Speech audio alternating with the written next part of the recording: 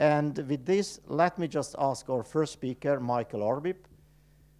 And I would like to give the floor to Michael, who is, I don't think we need a long introduction, one of the living icons of neuroscience. He has made seminal and pioneering discoveries in the field of neuroscience, and he has written several books, including his very famous book, Brains, Machines, and Mathematics, showing his keen interest on interdisciplinary and I would call it transdisciplinary studies, and showing his keen interest in other things than just neuroscience.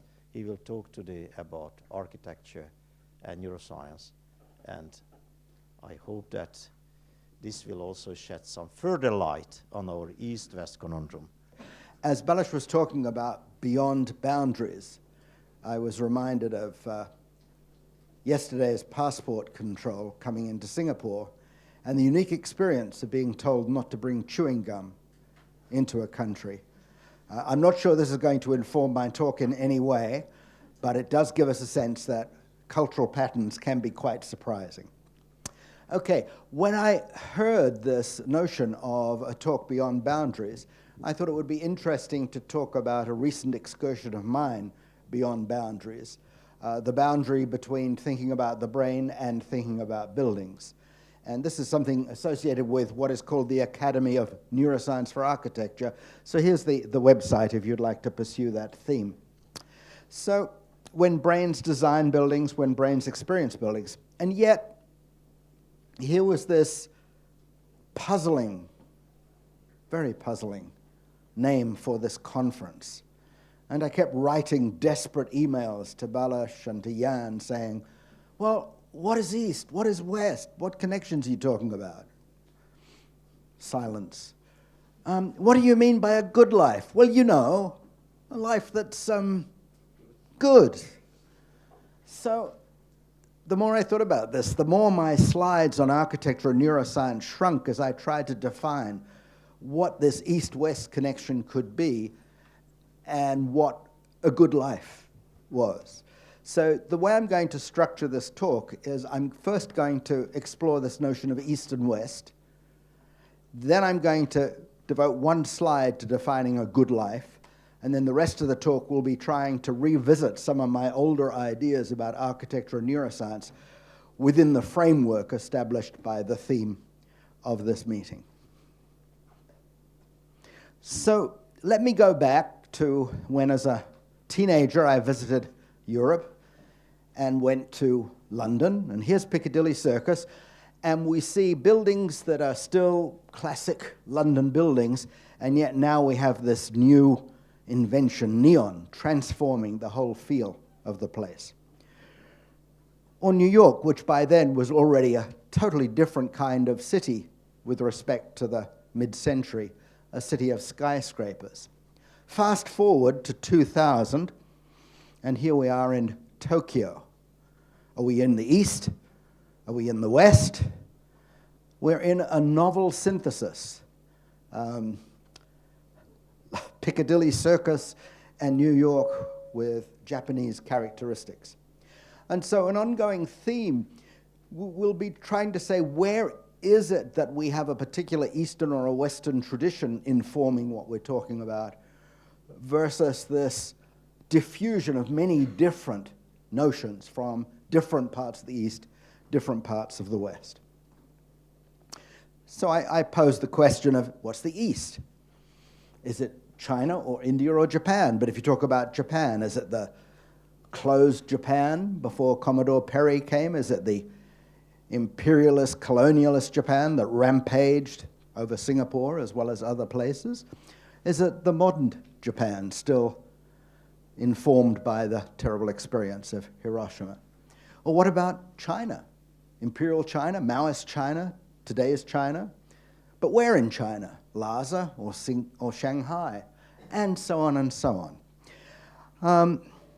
To illustrate this, I came up with these two different views of Mount Fuji that make the point that it's not just where in the East, it's when in the East. So at top we see a classic view of Fuji. I had the privilege of seeing Fuji out of the plane yesterday, so this is up to the moment report. And then at the bottom right, we see this amazing blend of this icon of traditional Japan and the Shinkansen, which is a Japanese elaboration of a British invention, the railway. But what is particularly nice, and I hope the organizers will appreciate how hard I work for them, is that the Shinkansen train links Tokyo and Kyoto. It is, in fact, an east-west connection. God, you're a serious group. All right. So again, this sort of question of where and when in the West. Historically, we think of Europe as the land of Christendom. But what about the Renaissance? What about the Enlightenment? Think of America as the modern frontier of the West. Do you think of it in terms of liberty and the American Revolution, or do you think of it in terms of slavery? What about colonialism? We live in a world that, even in the places that are anti-colonial, in many ways of their thinking, have an inheritance from the former colonial power. Great Britain, a colonialist power, but also the source of the Industrial Revolution, the modern world. Okay, so that's enough. But the point that emerges thus far is that East and West are, to my mind, not very helpful categories. But being fascinated by what makes different parts of the East different from each other and from different parts of the West, what are the historical processes of cross-fertilization between these? These are things that we can study fruitfully, I think, in trying to chart what comes next. Okay, now what defines a good life? Well, I decided to just give you one page because we could keep going on forever. But the obvious thing as well, I've got a good place to live, I've got a good job, a happy family. So there is the, if you will, the individual definition of just, okay, everything's pretty good today.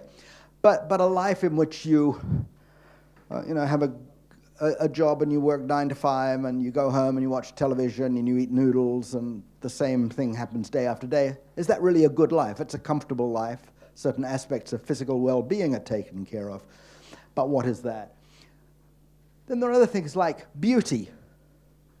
Are very different. It doesn't have much to do with creature comforts, and yet a life without beauty is somehow not a truly good life.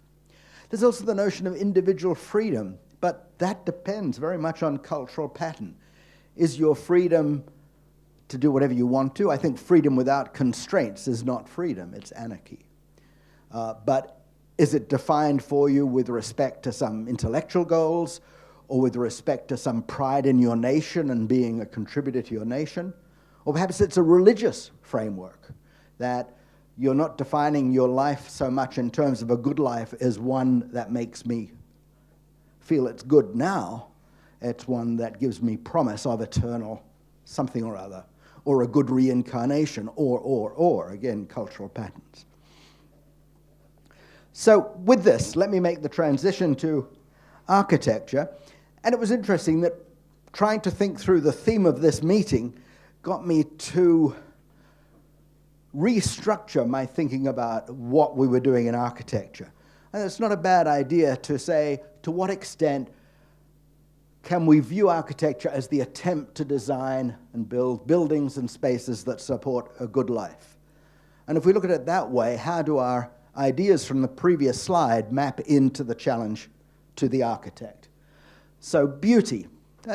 For those of us who think of architecture mainly as the pictures in glossy magazines, one might almost think beauty is all that matters. But what about homes that work well for the well-being of a family? Public spaces, this sense of community, that in some sense a good life is not a life of just isolation, but being part of a community. In fact, most of us are part of multiple communities, even strange communities that gather to talk about the good life in Singapore from time to time. So public spaces create a sense of community. And then public institutions. A good life, we might say, well, you'd want to have good systems of law, good systems of education, and so on. And so to what extent can architecture provide buildings that are not only effective in supporting these functions, but create a symbolic value that gives citizens the feeling that they are part of this well-established structure. And then an example of a public institution of a particular kind is a sacred space. And let me use just a couple of sacred spaces to make some points relative to our debate. So here's the Todaiji Temple in Nara in Japan, perhaps the largest wooden building in the world. And if you enter here, you meet these two huge Buddhas. The photograph is a little misleading because the photographer managed to get light everywhere, whereas in fact when you enter, you are coming into a dark space, but your eyes are lifted up to see the faces of these Buddhas, and somehow that contemplation of their contemplation is part of your religious experience. We can contrast that with this icon of Christian architecture, Notre Dame in Paris.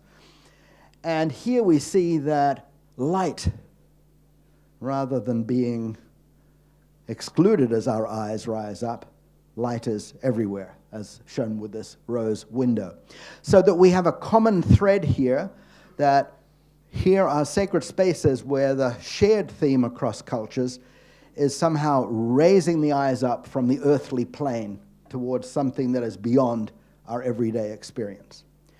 But on the other hand, the cultural values are so different. In one case, the huge figures of the Buddha. In the other case, if you look around, there will be statues of people being tortured to death on two pieces of wood. Rather a dramatic cultural contrast.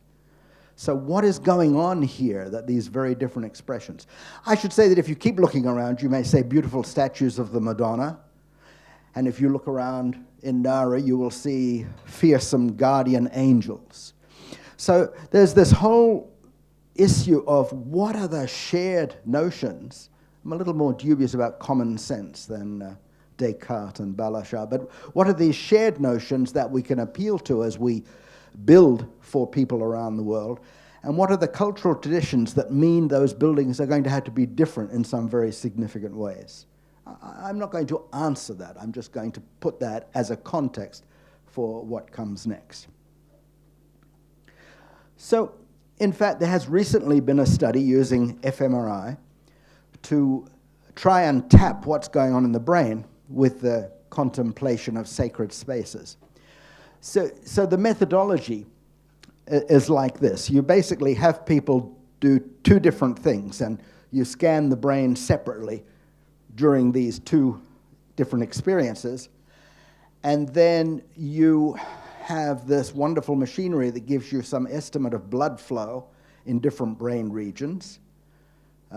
My theory is that we need a vampire model of the neuron, because depending on how much blood the neuron sucks, then you'll get a bigger image in this part of the brain. Anyway, you get this, so you come up with these things that says, these blobs show where the brain is significantly more active in task A than in task B. And in this particular study, the two tasks were look at pictures of buildings that are in some sense sacred, and the other was look at buildings that are not. And then all these little blobs light up. And as Julio Bermudez and his colleagues say, there were neural activations that distinguish ordinary buildings from contemplation-inducing buildings. There was some overlap with what other studies had associated with regions that were active during contemplation, and they could do interviews with the subjects afterwards and talk about things like anxiety, depth of experience, contemplation, and so on. Now, I think that this is a very interesting study, but also very flawed. And when I say that, it's not to put it down, it's a pioneering attempt, but in thinking about ways we could do better. So for one thing, here are people experiencing pictures rather than experiencing building in the space. So what is the challenge of getting comparable data when people are actually in Todaiji, when they're actually in Notre Dame? Another problem is that what are these people reacting to? if I see a building and I say, oh, I recognize that as a holy space, then I can have a more, as it were, cognitive type reaction, as distinct from somehow that soaring ceiling, the sounds of the choir, the light streaming in through the rose window, having these multisensory expressions. So in terms of trying to pursue the neuroscience data, there are a lot of interesting challenges. But the one element that's in particular missing here with respect to our theme today is culture. Would the way that somebody reacts to Todaiji be the same if they're a typical American versus a devout Buddhist? One suspects not. So a lot of work has to be done to help us better understand these neural correlates. Here's an early study, not on the brain, but trying to look at psychological and medical effects, a study of well-being. And the finding was simply this, that you study patients who are in hospital rooms with a good view and hospital rooms which don't have a view or look out on a brick wall. And you find less medication, less pain, faster recovery for those with a view.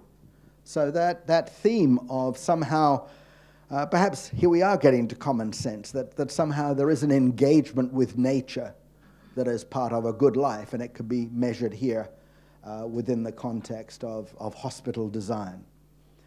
And so the question you might ask is, what more can we do if we go beyond these behavioral measures? Esther Sternberg, for example, is one of the people who gathered physiological data like cortisol levels of people in such studies. And I think it's still a question for us is, do we get more if we know what's happening in the brain? Is it enough to build a better architecture for a gooder life to collect behavioral data, or will really knowing about what's going on in the brain help us? I think the jury's out, but I'm going to show you pathways of connection, of moving between those two areas, crossing the boundaries. But first I need to talk a little bit about what neuroscience is and is not. And I do this with a Venn diagram. So if we think about architecture purely in terms of those beautiful pictures in the glossy magazines, or what do we get when we look at a great building as a tourist just passing by, then we might frame everything in terms of experience. But if it's a building that we actually use, whether to pray or to fill in forms or to go to school or to live in as a home, then our behavior is crucial. So it's not just the experience as an observer, it's the experience as somebody using the building, somebody acting, interacting. And we might say the study of that behavior and experience and trying to say what are the underlying processes, how do they work, that's cognitive science. If we now try to say, can we recharacterize those processes in such a way that we understand how different parts of the brain contribute to them, then we get to cognitive neuroscience, and that's where we are at, where we look at brain, behavior, and experience in an integrated way. And just this strange little aside enriches phenomenology. A friend of mine, a very good architect from Finland, Juhani Ballasmaa, is one of the people who talks about phenomenology, which is sort of to focus on the experience of the building and understand architecture in terms of experience. And my point is that, in fact, as the brain changes, or as people have different brains in ways I'll describe in a moment, then what they experience is different. And therefore, having an understanding of different brain types and how that affects perception and action, that I think will enrich the phenomenology of knowing how different people experience different buildings. I want to reiterate this point that we're not just concerned with experience if we think of it purely as a passive perceptual experience. We really want to know how we experience the world as we interact with it. So Ulrich Neisser came up with this nice picture of what we call the action-perception cycle. And there are lots of words here, I don't want to go through it. But the idea is that at any particular time, because we have certain needs and certain goals and certain motivations, we may look around searching for information relevant to our behavior. And so some of our behavior is simply looking for more information, but then we act. It may be physical actions in the world, it may be social interactions, and then new sensory data flow in. They're interpreted in terms of our current ideas. And so this perception-action cycle, there's no place to stop and say, we're here, a stimulus comes in, a response comes out. We are within this ongoing loop. And the other point is this is a learning cycle because Heraclitus said you can never step in the same river twice. I suppose that an expert on neural plasticity would say you can never think with the same brain twice. You heard it here first, folks. All right. And then to continue with this emphasis on perception in the service of action, a very interesting notion from J.J. Gibson was that of an affordance. The context where he thought about it was that if a pilot is landing a plane, he's not necessarily having to think about what all the objects are around. The pattern of optic flow, the way that pattern from the environment creates flow on the retina, allows him to decide what rate to descend, when to level out, and so on. This example is walking down Las Ramblas in Barcelona, and you may be looking around and paying attention to things, but suddenly you jump out of the way. Why do you do that? Because your peripheral vision has picked up the imminence of a possible collision, and subconscious parts of your brain have directed you to avoid that collision. And that little graph at the bottom is just to show that we've been doing some modeling where we look at both monkey and human data in terms of affordances for grasping. So if I decide to steal this gentleman's water, that is at the level of my conscious understanding. But in terms of my actual movement of the arm and shaping of the hand, that didn't require me to think about it. Affordances for grasping were controlling that particular behavior. And then the last point in this general framework for thinking about neuroscience is that we evolved not just simply for physical interaction with the world, but for social interaction. And here is a group of people from the previous Paralimes meeting discussing some of the issues, and at the end of this we will find out whether progress has been made since the time of their symposium. Okay, so now, as we say, this is where the story really starts, the interaction between architecture and neuroscience. And I've divided into three foci. The primary one, perhaps, is the neuroscience of the experience of architecture. What is going through somebody's head as they occupy, move, behave in the context of different buildings. But this clearly is very much connected to the neuroscience of the design process. What is going on in the head of the architect as he or she tries to envision that experience and design the building accordingly. So a very tight loop there. The thing off to the side is something that is more an indulgence of mine, which is neuromorphic architecture in the sense of what would it mean for a building to have a brain. So I'm going to talk briefly about the experience and the neuromorphic architecture and probably say more about the design process. So the neuroscience of the experience of architecture was well defined by a man named John Paul Eberhard, who was the founder of this Academy of Neuroscience for Architecture I mentioned. And he published a book about 10 years ago called Brain Landscape. And what he was really asking was, as we look at the design of different buildings, to what extent can neuroscience give us a database?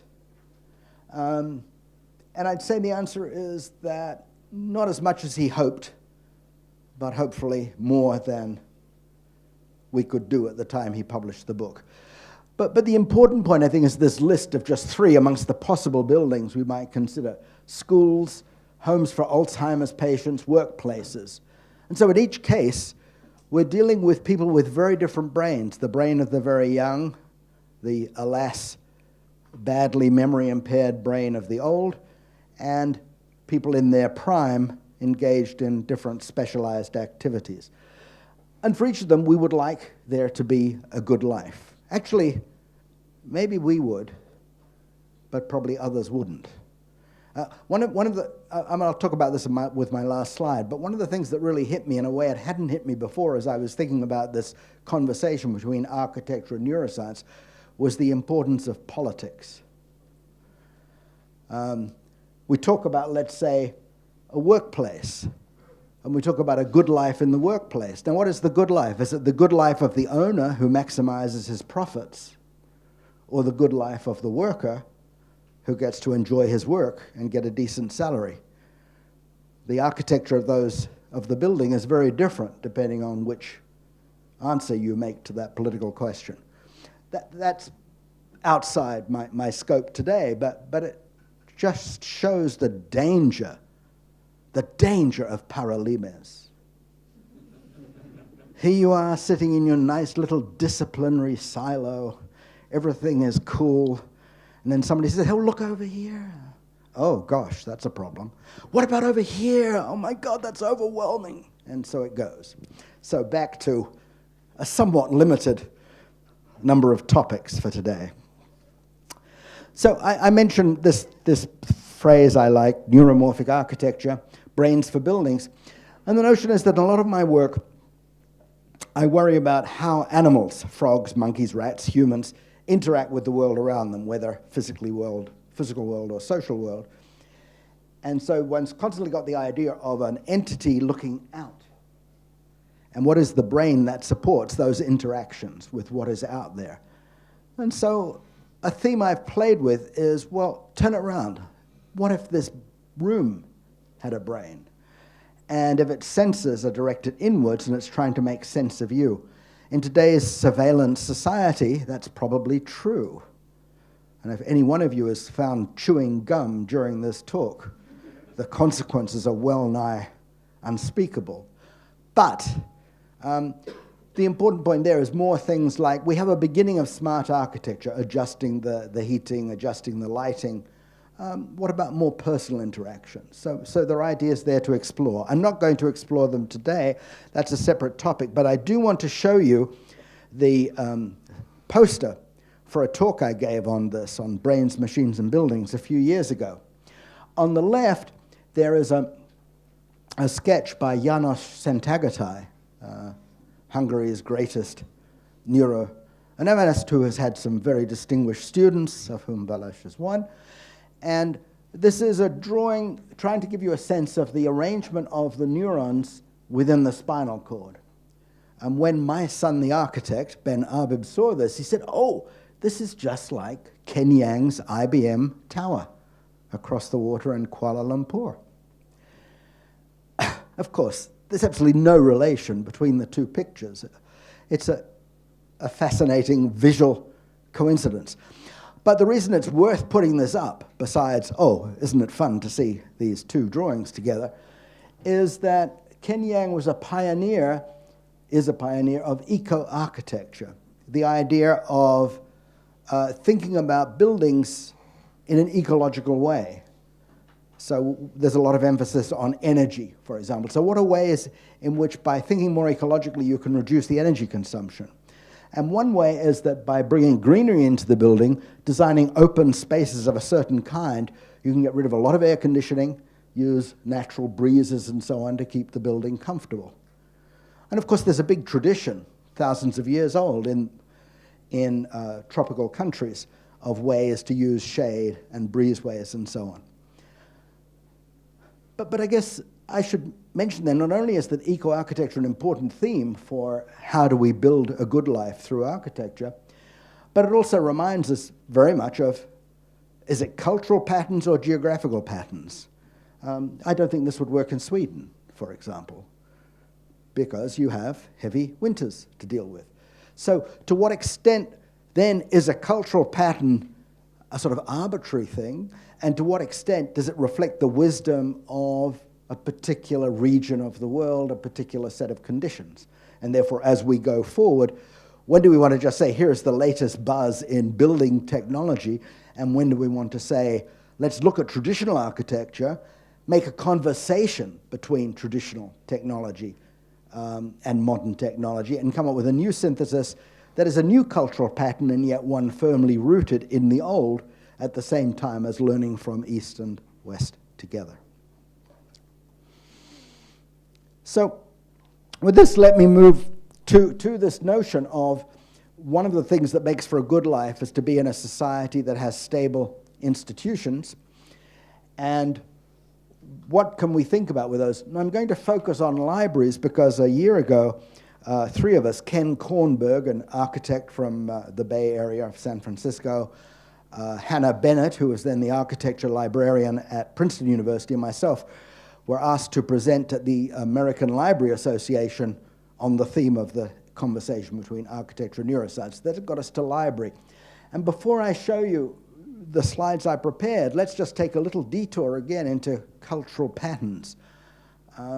Traditionally, for people of a certain class, the library has a place to go to get books and reading matter. So the Carnegie libraries of the 19th, early 20th century became foci for small towns where people had an institution that gave them access to the world of knowledge. For many of us here who are older, the library was a place to go to for research knowledge. Today, the library is perhaps less relevant. We just get on the web and find out what we want. In fact, when I talked to some people designing libraries, they said that one of the major design issues was the care of the homeless, who find it a place of refuge from the street. But I'm going to, for the points I want to make, I'm going to stick with libraries in a more conventional sense and see what we can learn from thinking about them.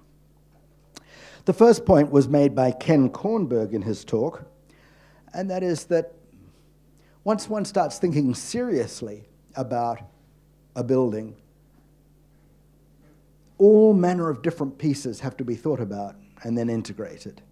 So what is a library for? Collecting data and storing it? Presenting it? Is it for people to read, to contemplate, and so on? So one has all these different functions which define what it is you want to put together. Is it access to books, or is it a place to use the internet while talking to people searching for similar information? This changes the design. And then over here, he was looking at, as we move, not all the way into the brain, but into the matter of perception and action, all the different senses and the different types of things. So here's just the taste of the coffee in the lounge, the sound, is it quiet, loud, or distracting, the texture of things, and then motion as people move through the space, what do they get there? So it reminds us not only of this importance of the focus on the embodied user, and not just on the functions, or not just on looking at perception, but it also gives us a sense of how many different partnerships go into a large project, whether it's a social project or, in this case, just a library. There's no neuroscientist who's an expert on all these. In fact, I was recently talking to a Chicago architect, and there's a whole new profession called elevatoring. So if you're designing a very tall building, how do you put in the elevators, or the lifts, as we say, in such a way that they don't take all the floor space? So if you want to get to the 100th floor, if all lifts stop at all 100 floors, A, it takes too long for anybody to get anywhere, but B, you've used up all the floor space. So just this idea of, as we understand how many different functions we have to address in the design of a building, so we understand how many different specialties in neuroscience there are, and then the issue is to what extent will there be in future partnerships, where just as today no architect would put up a large building without consulting a structural engineer, will the day come when you can't put up a big building without consulting a neuro engineer, and maybe several neuro engineers with different specialities? Okay, let me talk about a particular topic, namely wayfinding. When you come to a new area, how do you find your way? There can be signs, there can be architectural nudges, and so on. Let's look just briefly at Rem Koolhaas's Seattle Public Library. It has an unusual arrangement in that the stacks are arranged in a spiral. So there's no separate floors, no separate areas. You just go round and round, up or down the spiral to find anything. And a group in America and in Germany looked at it as part of a more general finding, study of this thing called wayfinding. And as you may not be surprised, people get lost in buildings. So what are ways to design buildings apart from putting, well, one solution might be just, hey, you give them an app, type it in, and Google Map will get you to the room you want to get to. But the fact remains that the way you design corridors, the way you distribute things can make a building easier or harder. It turned out that Koolhaas's library was in fact a very hard place for people to find where they wanted to go. So this is not at the level of cognitive neuroscience, but it's an example of where cognitive science can analyze buildings and come up with practical advice. Ken Kornberg actually has one heuristic that he uses in the design of his buildings. He designs research buildings. He's the architect, for example, for the Okinawa Institute of Science and Technology, is use curved corridors. Because if you're in a big building with an endless corridor, if it's curved, at least you know which way you're going. Is the inner curve on my left or is it on my right? Whereas with a straight corridor, you have no clue. So it's this mix of behavioral tricks, cognitive studies, and perhaps neuroscience. So here's the neuroscience that comes closest to wayfinding and to something else as well. In humans, the classic information about the hippocampus in the brain was from this poor fellow H.M., who had such bad epilepsy that his surgeon cut out a huge range of the brain, including the hippocampus. And intriguingly for us, and fortunately he didn't know about it, he lost his episodic memory. He could remember things that had happened way before the operation, but he couldn't remember new episodes. So his working memory was fine. You could interact with him in a way that worked. But one colleague of mine was doing a study with him and was called to the phone back in the old days when you actually had to go to the phone. And when he came back, he apologized, and the guy looked at him and said, who are you? Because that episode had been closed. On the other hand, the amazing thing was that if you showed him, let's say, a new board game, never seen it before, but he could keep it going while you were engaging him. So he'd play with you, and then you come back the next day. He'd never seen it before, but he could keep working on it. Over the days, he got more skillful. So although he couldn't ever remember having played it before, other parts of his brain, not involving the hippocampus, were able to build up the synapses for this skill. So that's one very intriguing thing. And we might call that wayfinding in space, in time. How is it that we know where we are in relation to our past experience? How do we sort of build those mental wormholes to jump back to times in our past that are most relevant to what we're doing today? But the other study goes down to the rat. Here's Cahal's picture of the circuitry in a cross-section of rat hippocampus.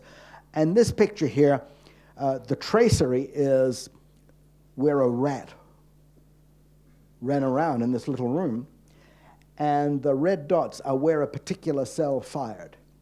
And the point is that what these cells correlate with is where the rat is, what place it's in, not what it's seeing or what it's doing. So these became known as place cells, and these were discovered by a man named John O'Keefe, and he got the Nobel Prize for this last year. So it's a real subject of conversation at the interface between architecture and neuroscience, to what extent basic science here, human neuroscience here, can enrich our understanding of the cognitive science of wayfinding that I just showed you. But as Hannah Bennett said in her talk last year, there's also a symbolic value, at least for libraries when they were libraries, so to speak. So here is Gunnar Asplund's Stockholm Library, and you can see this very impressive walk to get to the entrance, and then this special staircase, and then finally you get to the books. So there's very much this experience of a reverence for learning as you ascend towards the space where the books are stored, and stored in a way that impresses you with what is available in the realm of knowledge. So let me switch to the library at USC, my current institution, University of Southern California. And again, we see this idea, you go upstairs, not quite as impressive as Stockholm, but then as you pass through the doors, ignoring the messy modern metal detectors, again, you're ascending, and then you find yourself in the Great Hall, and Ruth Wallach, who is the architecture librarian at USC, comments that here is the Great Hall, symbolic of the realm of wisdom and truth. But then Ruth goes through that brightly lit door at right and is horrified. An unprepossessing entryway, a narrow door into a compressed space, the stacks. One feels like an animal burrowing underground. No natural light, compressed space, low ceilings. Not good. Now, let's be fair to the architects. This building was built in the days when the stacks were closed, so only the librarians had to suffer these compressed spaces, and the concern was how do you get as many books in as possible and still make them accessible. But Michael Arbib, who I mentioned before, the architect from Texas, had a different view. He was a student at USC, and he said, yeah, low ceiling, isolated desks in nooks and crannies, the drum of the air conditioning, being lost and finding yourself, finding unexpected books as you scan the stacks. For him, it wasn't the aesthetic or symbolic value, it wasn't the easy wayfinding, it was the exploration. And so here's another consideration. When we think about a building or a society, what are the things we want to do? Do we want a regimented society where everything's laid out? Do we want an expansive society where we may have the possibility of failure, but we have the excitement of finding our own path to success? Venice is one of my favorite cities precisely because I get lost there. I come out on the edge of a canal. Oh, there's the bridge. Oh, there's the bridge. But it's okay, because the buildings are beautiful and the process of exploration is part of what makes that visit worthwhile, even if there's a particular church or a particular theater that I wish to get to. Okay, let me just close this part of the talk. The talk will end eventually, but not yet, with a picture of a new library built a couple of hours outside Beijing. And I would say this is very much a traditional. It's a modern library, and yet one has the sense that a great deal of feel for the Chinese countryside and for Chinese cultural patterns goes into the design of this library. Now let me show you two libraries, and if you would look for a moment, any thoughts about where these libraries are located? I think this is international architecture. The one on the left is the National Library of China in Beijing. The one on the right is the Grimm Center in Berlin. But I printed out my slides, and for the first time I looked at this slide together with the previous one. Now look carefully, form a gestalt of what you see in this German library at the top.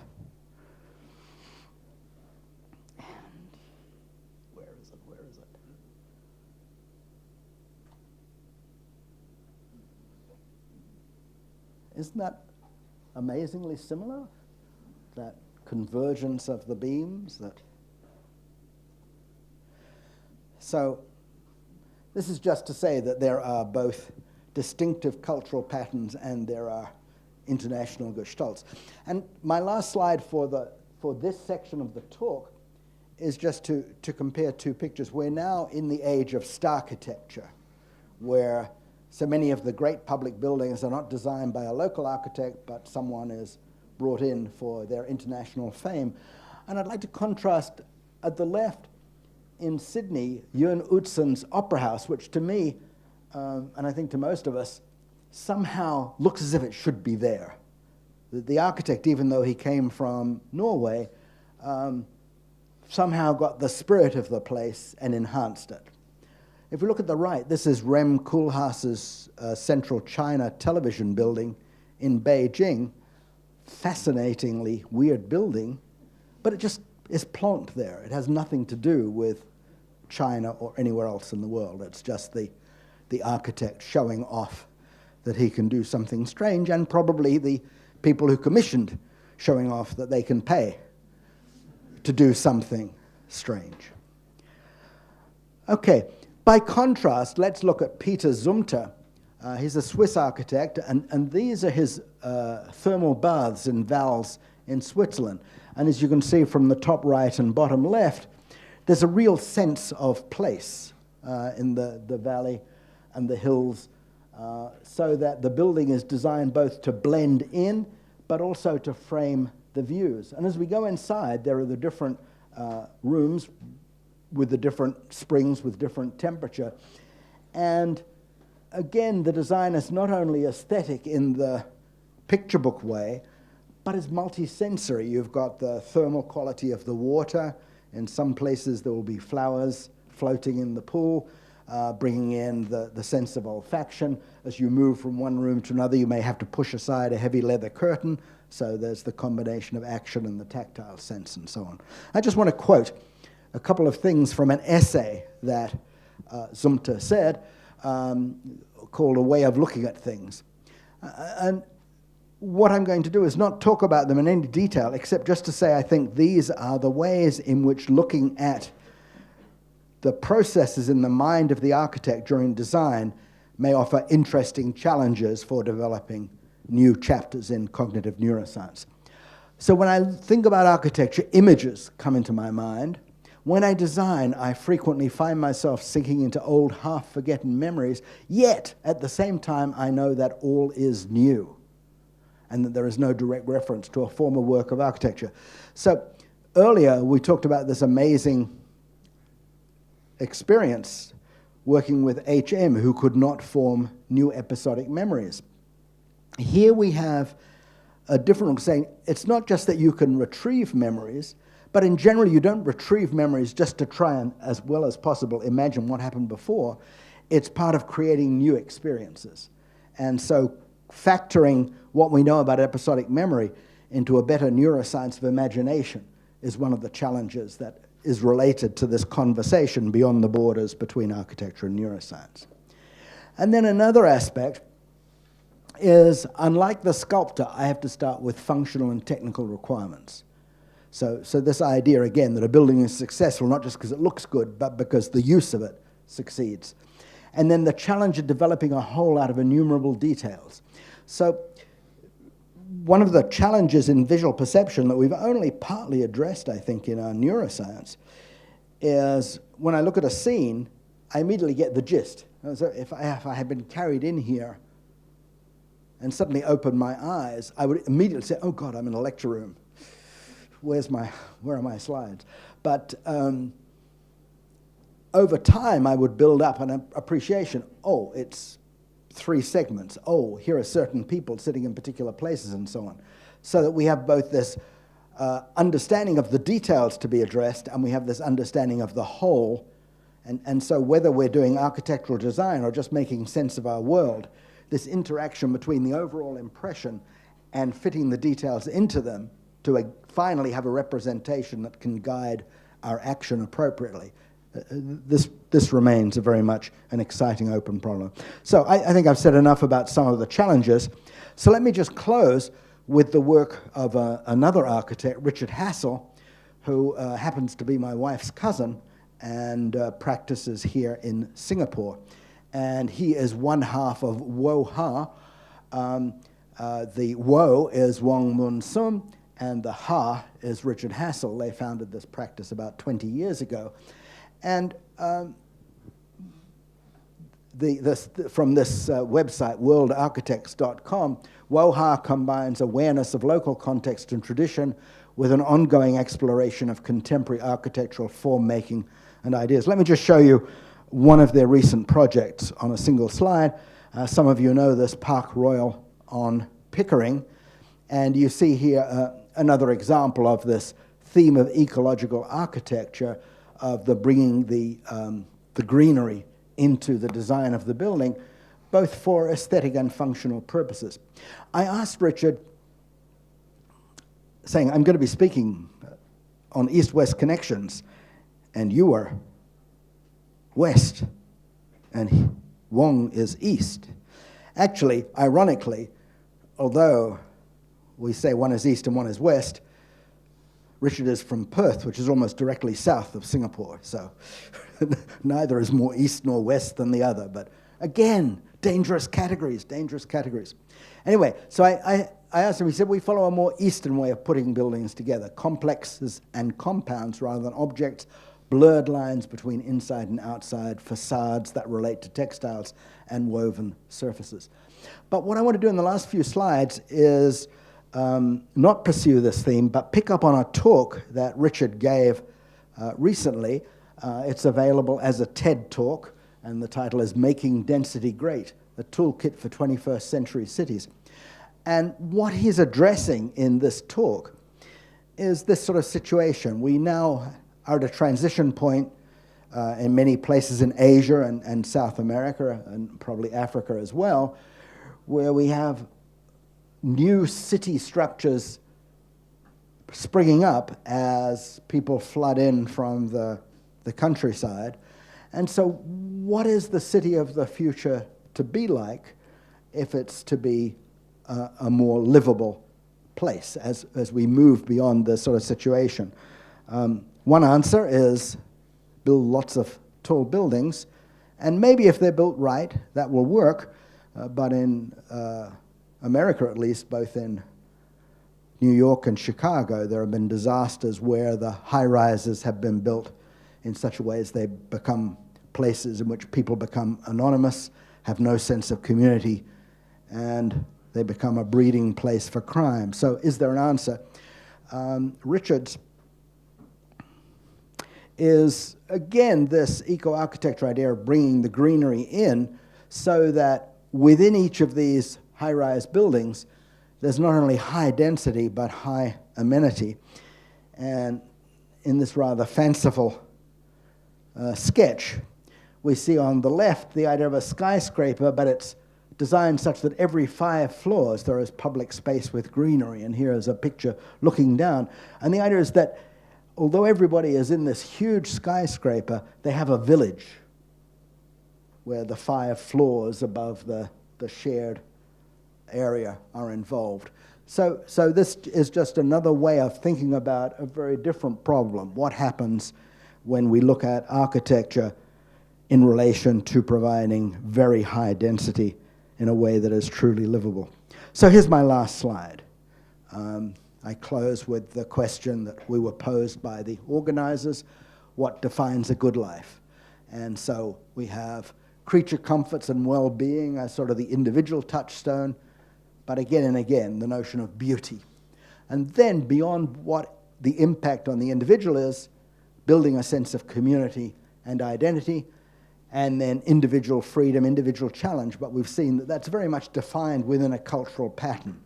Do you want to be free as a member of a particular democracy, or as a member of a striving new society, or as a member of a religious faith, and so on?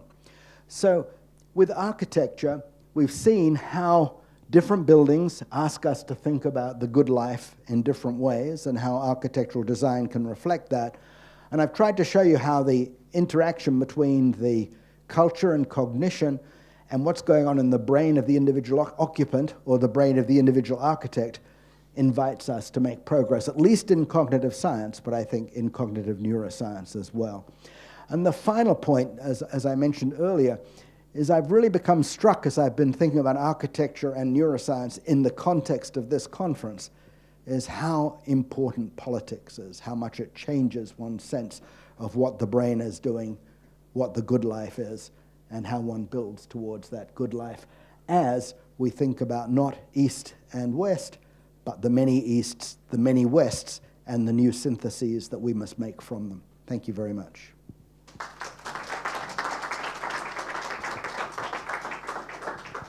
Yeah, I think your reference to Gibson and the affordances and so on is very important. I'll come back to the East-West at the end of my question here, but one of the points about affordances, in contrast to some of the slides you showed on architecture, are mainly related to what you call the embodied user of the space. Namely, that spaces are made in order for us to move around, whereas many analysis of space is about as if we are static in there, we are just placed in there. It is nice to be here, but the human body moves around. And that then comes back to about individual freedom, individual challenge, because what does it mean to move around? There you are deeply in cultural patterns for what can a body do where. You are deeply into pattern about politicized body control and body conception of individuality and so on. So how will you build that embodiment aspect into your neuroscience approach to the building, which I think was mainly directed to static spaces and functions distributed in space?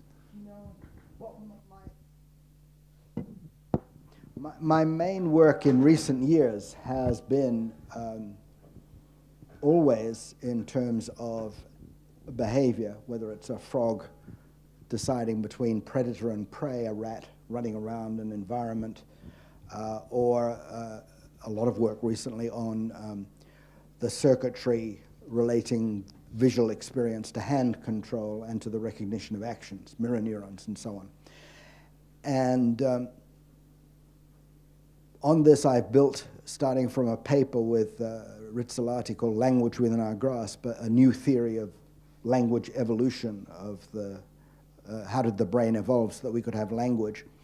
And the suggestion is, rather than think of language starting as a purely symbolic function that somehow uses the voice, to think about pantomime and gesture and the way in which our basic forms of communication, such as pantomime, are very much an expression of our embodiment, and then to trace a path where we could get to more and more abstract symbols, but still within that frame. So I would say my core work, as distinct from what I've done here, is very much looking at embodiment, but not closing it off, not saying everything we do is embodied in a sense that our particular body is doing something, because we can think in abstractions, we can make plans. And so I use embodiment as a touchstone, but not as the complete universe of my work. So I think I can respond to you fairly well.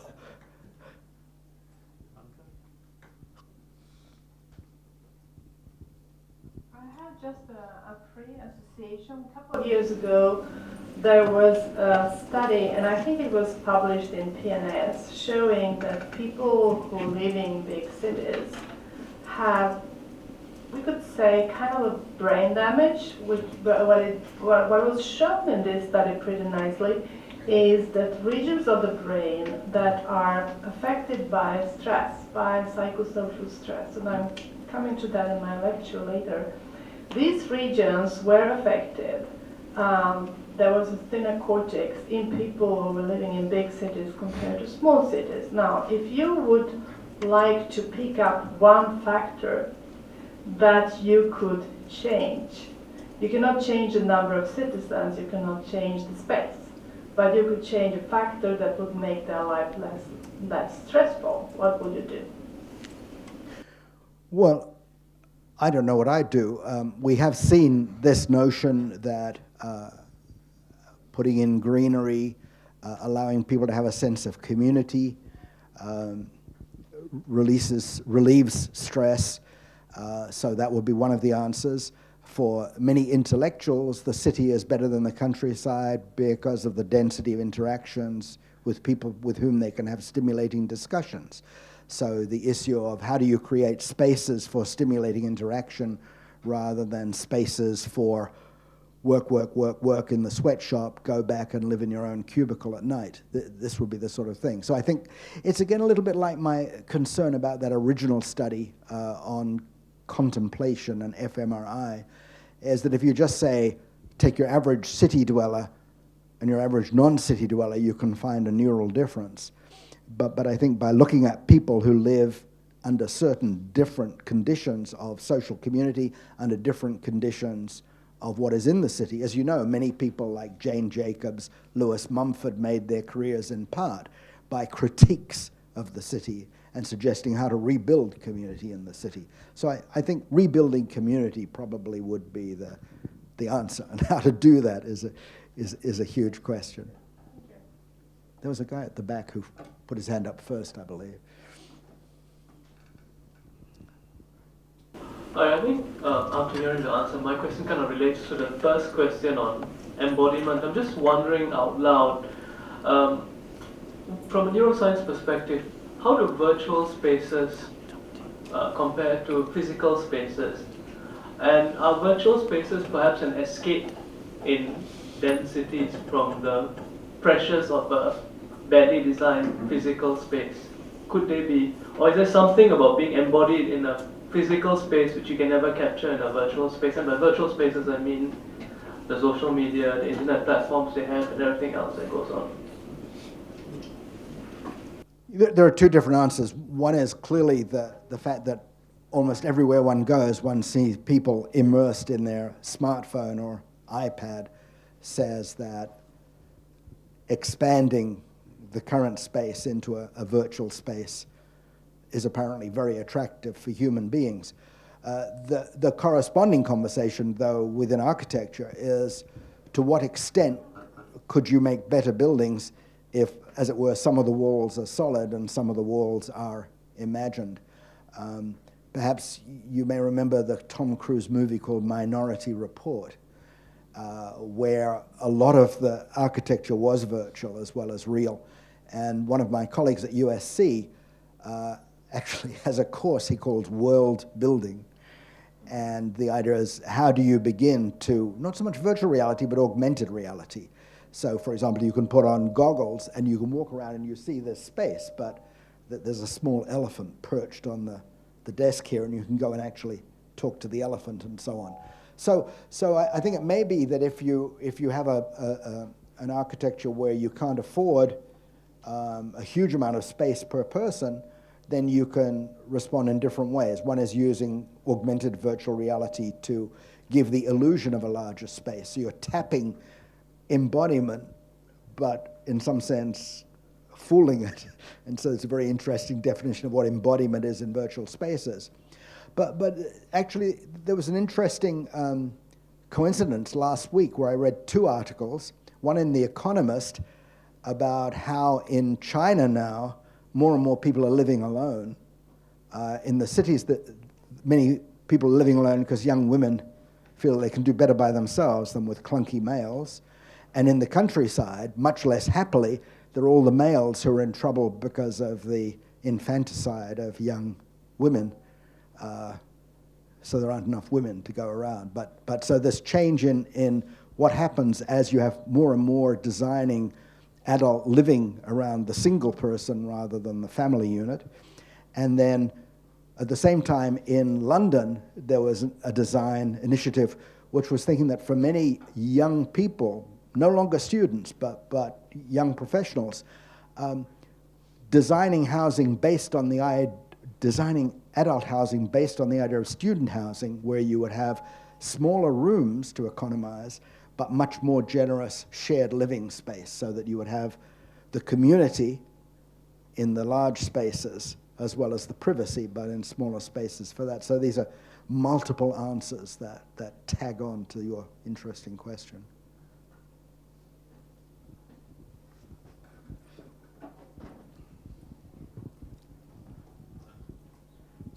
Thank you very much, Raymond Kwok. Yeah, Michael, I love some of your slides. Fantastic. I know WOHA quite well, actually, and your the gentleman, I think you're related to you, WOHA.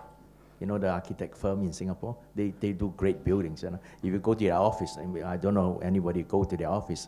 It's fantastic. It's basically walk in and everything is blended in. You can't even see the handle, but then the doors are fantastic. Well, I'll be going there in 2 days. I hope I can find my way in. You can find your way in the toilet. I think it's fantastic. You can That's the test. Try to find. Okay. It's of black. It's cool stuff. The questions I have also, I saw the great slides on the vertical green. We call it vertical green. You call it sky gardens, various other things. Is that taken in Singapore? I do not know whether that is. I think in that's Singapore. a conceptual design for the future of city, not an actual design, but I don't know. Okay, it will be extremely interesting for you to share some of your thoughts, because Singapore is going through a transformation in terms of how we want to, for a small city to be able to be innovative in terms of designs, as well as, how we want to build the future. We have SG50, we're going to look at SG100. It will be fantastic to see whether your sharing of, the brain and the architect, whether it will come to pass. It will be great after you have met them, and then maybe share with us your thoughts, talking to your Richard, right? Am I right? Yes. Yeah, to see whether how would WOHA. Okay, let's talk after and see if we It will can be set fantastic. something It will up. be fantastic to Well, it would to be hear your view. fantastic for me. Thank you. Yeah, thank you very much. Yeah. Yeah, sorry. Fascinating talk. And I just want to extend your argument and to discuss a little bit how architecture might affect the human mind evolution. So I have this thought, because when I listen to your talk, it reminds me of the findings by Nick Specht and Yuri Miyamoto's group. So they compare the architecture and city layout of the United States and Japan. And then they find it consistently, no matter where you go, like rural or urban area. In the United States, there are mainly some focal object. That means there are, big, large center objects in the environment, whereas in Tokyo, there are many, many small things. So if you visit the Tokyo, many places, Ginza or Shinjuku or whatnot, you will see tons of small things, small signs and small things. And then so they actually argue that these two different environmental setups would afford different cognition among the Eastern, among Americans and among Japanese. And the one very interesting study they did was they asked a bunch of American students and let them look at the pictures of American city versus Japanese city. And then by merely experiencing the Japanese city, actually they become, in the outcome variable, think more like American in their studies. So that, together with what you talk about, make me think that if your physical environment and, architecture might be, able to shape the mind. And if new architecture and, the modern architecture become, well globalized or, become enjoyed by people in different countries. So would you think that would help? Yeah. So first, please give me the reference, since I don't know that study. Yeah. I don't know of a study of that kind, but there are many results that resonate with that. For example, the brains of people who can read are different from the brains of people who can read, and that has nothing to do with their genetics. It's just their experience. People who read Chinese characters versus people who read alphabetic writing. You can see differences in the brain. Perhaps the most dramatic one is the difference between people who can and can't read, because for most of us, reading is so integral a part of our humanity, and yet clearly that changes the way we see the world. We can take advantage of science we couldn't see otherwise. We can keep informed about things we couldn't understand otherwise. So I would say that we already know that the answer is probably yes, because of these other studies. But I don't know yet of specific studies of the kind you mentioned, so I'd love to get that reference. I see. So then, the architecture, have a great way to contribute in terms of, how you shape. Okay, Yeah. very good. And I think, just to bet that Ernest.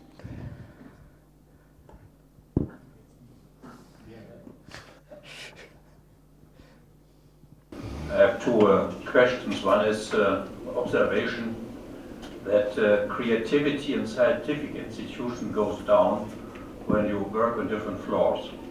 So I think we all cooperate usually on flat land, and it's my experience that the next floor is unreachable mentally. So this is a question of creativity, which I think should perhaps be addressed. And the other point is that light management. So we have some studies indicating that with now this artificial light business, we no longer are embedded in a geophysical cycle, annual cycle, which somehow poses actually also some stress on immune system and all that. So I guess that these are probably issues you address also in your neuroarchitecture. Okay, the first issue, I don't know about neural studies, but my colleague Ken Kornberg, who I mentioned earlier with respect to the libraries, is not only the brother and son of 2 Nobel laureates in biology, but a very good architect who specializes in research buildings. And so the issue of how to create spaces which catalyze research, allowing a group to focus in on their own research, allowing an individual scholar to have a private space for their own writing, and yet also to encourage interaction between the labs. This is something that he has studied, and we've talked about it, and at the moment he's happy to go with his great experience from doing it for many years. We haven't yet come up with a neuro study, but it's something that we do at least have a cognitive description of. And then light, one of my architect colleagues is working with Sachin Panda, who's an expert on the neural control of circadian rhythms. And so they're really trying to get a handle on how architecture and circadian rhythms interact. So I think that says that down the line, we will have some real neuroscience for architecture to address your second question.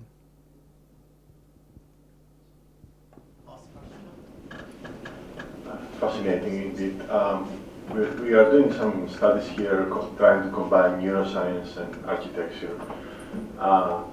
And moving from theory to more practical problems, the major problem we have is individual differences. So how do you construct a space that is appropriate for everyone? If you take the average, most likely you will fail. Right? So to take a very recent example, recently we found out that proper temperature is different for men and women. If you take the average, it will be inappropriate for men and women. Unfortunately, so far we took the standards of the average temperature that's appropriate for a 40 years old male person. And that's why women are overdressed usually. You can see that, yeah. So the major problem, this is a major problem. If we want to combine architecture and neuroscience, what do we do with individual differences? I'm sure you could answer that question just as well as I can. A lot of our studies at the moment are trying to get general answers. Those will frame individual answers, but okay, if the women would all move to this side of the room and the men would all move to this side, we will adjust the local temperature gradient. I don't know. And on that positive note, let me stop. Thank you so much, Michael, and thank you for everybody for attending this.